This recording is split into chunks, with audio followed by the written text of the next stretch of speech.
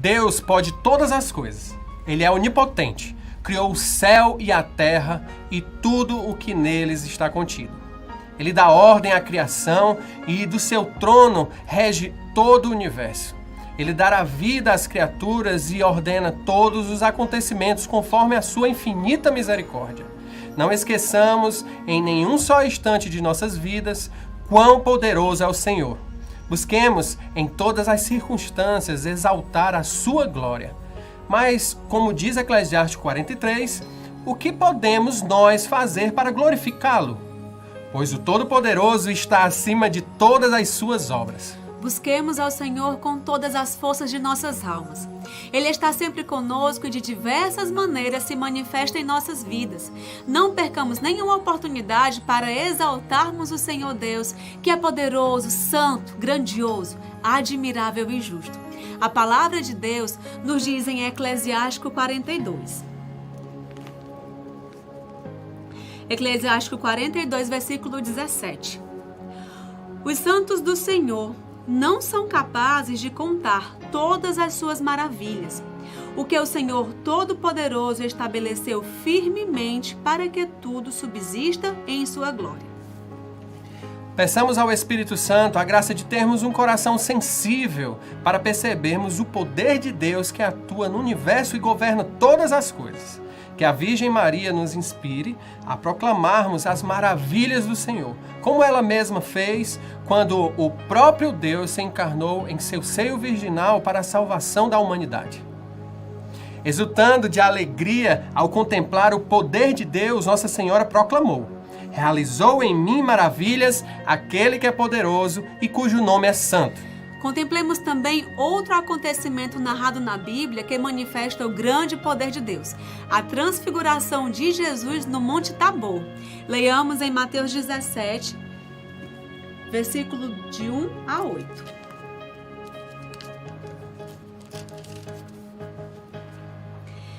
Seis dias depois, Jesus tomou Pedro, Tiago e seu irmão João e os levou para um lugar à parte, sobre uma alta montanha. E ali foi transfigurado diante deles. Seu rosto resplandeceu como o sol e as suas vestes tornaram-se alvas como a luz. E eis que lhes apareceram Moisés e Elias conversando com ele. Então Pedro, tomando a palavra, disse a Jesus: Senhor, é bom estarmos aqui. Se queres, levantarei aqui 3 tendas, uma para ti, outra para Moisés e outra para Elias. Ainda falava quando uma nuvem luminosa os cobriu com uma sombra, e uma voz que saía da nuvem disse: Este é o meu filho amado, em quem me comprazo, ouvi-o. Os discípulos, ouvindo a voz, muito assustados, caíram com o rosto no chão. Jesus chegou perto deles e, tocando-os, disse: Levantai-vos e não tenhais medo. Erguendo os olhos, não viram ninguém. Jesus estava sozinho. A palavra transfiguração provém das raízes latinas e significa uma mudança de forma ou aparência. Foi o que aconteceu com Jesus. Sua aparência mudou e se tornou gloriosa. Neste episódio, o Senhor, por um breve instante, mostrou-se aos apóstolos Pedro, Tiago e João. Esta revelação não é parcial ou obscurecida. Os apóstolos experimentam a glória de Jesus, não em sua totalidade, mas por causa de sua limitação humana, ficam completamente sobrecarregados. Lemos no Evangelho de São Mateus que, ao ouvirem a voz do Senhor, eles caíram com a face por terra e tiveram medo. Os discípulos ficaram extasiados diante do que estavam vendo e ouvindo. Não há quem possa resistir ao poder de Deus. E uma oração da liturgia bizantina diz assim: Transfigurar-te sobre a montanha, e na medida em que disso eram capazes, os teus discípulos contemplaram a tua glória, ó Cristo Deus, para que, quando te vissem crucificado, compreendessem que a tua paixão era voluntária e anunciassem ao mundo que tu és verdadeiramente a irradiação do Pai. Moisés e Elias tinham visto a glória de Deus sobre as montanhas. A lei e os profetas tinham anunciado os sofrimentos do Messias. Então, o Catecismo da Igreja Católica, no parágrafo 555, diz que, por um momento, Jesus mostra a sua glória divina, confirmando assim a confissão de Pedro. Mostra também que, para entrar em sua glória, tem que passar pela cruz. Santo Tomás de Aquino enfatiza que toda a Trindade se manifesta neste glorioso acontecimento.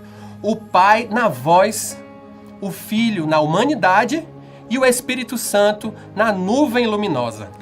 Durante a transfiguração, Moisés e Elias aparecem ao lado de Jesus, representando os profetas e a lei. O Papa Bento XVI ressalta que a aparição desses dois santos no Antigo Testamento nos mostra a misericórdia de Deus Pai Todo-Poderoso que se revela na pessoa do Filho. Isto porque Moisés e Elias receberam revelações de Deus. Moisés a recebeu quando subiu o Monte Sinai, mas quando pediu a Deus para que pudesse ver sua face, Deus respondeu que Moisés poderia apenas vê-lo de costas.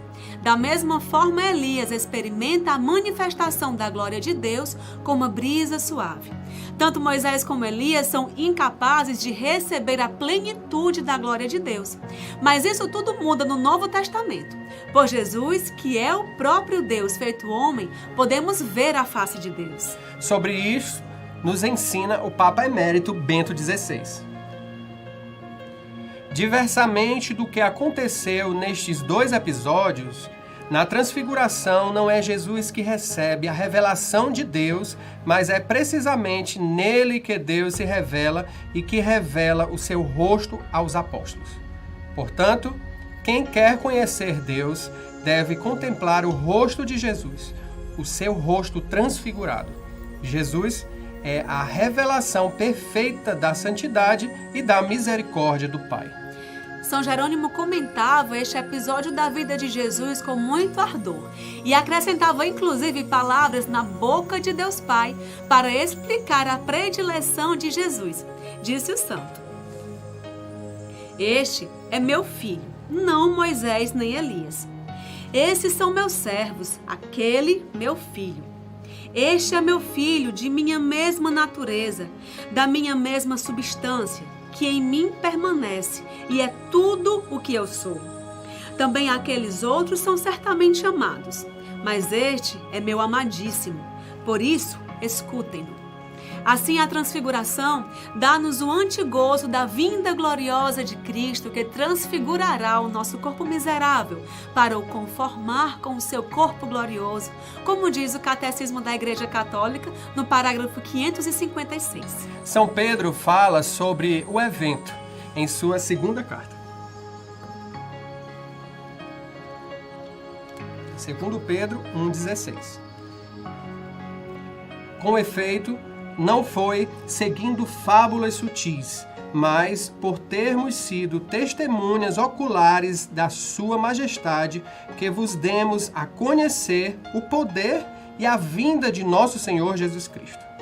Pois ele recebeu de Deus Pai honra e glória, quando uma voz vinda da sua glória lhe disse: "Este é o meu Filho amado, em quem me comprazo."